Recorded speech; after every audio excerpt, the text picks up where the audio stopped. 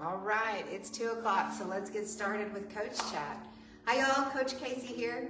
Welcome to this week's Coach Chat. This topic is one that I am so passionate about.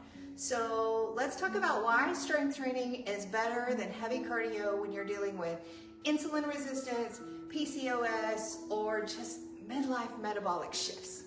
So ladies my age, tell me if this sounds familiar. Remember Jane Fonda's VHS tapes, or our sweet little buddy Richard Simmons sweating to the oldies, bouncing around in his sequins, cheering us on. So many of us were raised to believe that cardio is the answer, right? More cardio equals more weight loss. So let me ask you something. Have you ever done hours and hours of cardio only to end up feeling bloated, burnout, or even gain weight? I did. I spent so much time doing cardio, and ended up hating the gym, hating moving, and hating my body. So it's not all in your head. It's actually your hormones talking.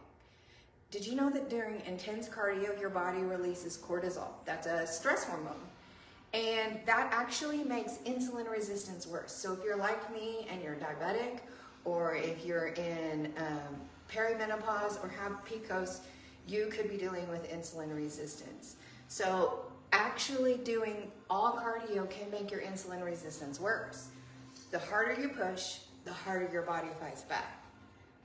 So for the sake of the recording, I'm going to talk about the main information now, and then I'll open it up to discussion. So if you have a question, go ahead and add it in the comments, and I'll come to that in a few.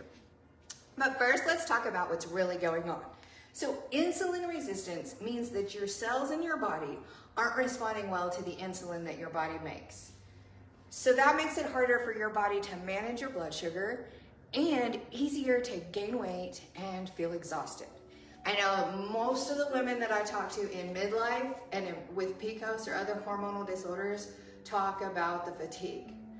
So let's talk about the magic of strength training. Strength training makes your muscles more insulin sensitive. It helps your body to use glucose better even when you're not working out. When you're sitting in front of the TV resting, your body is using your glucose more efficiently, just like that storage mode I talked about in my coffee chat. Strength training also actually lowers inflammation and builds the kind of muscle that helps your metabolism thrive. So long sessions of intense cardio, like high intensity interval training or hours on the treadmill, actually spikes cortisol. It creates that fight or flight response in your body and makes it go into that storage mode that I was talking about.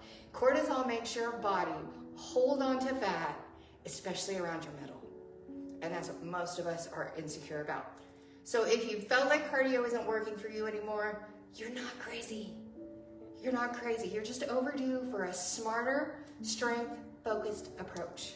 So if you felt like you want something new, we're not training to be smaller. We're not talking about skinny. We're training to be stronger, steadier, and hormonally supported. So let's open this up. If you've done a cardio grind and hit a wall, let me know. If you have some other question that you want to talk about, I'm here to talk to you. We are going to hang out for a few minutes. I'm going to show you around my new setup, and I'm here for your questions.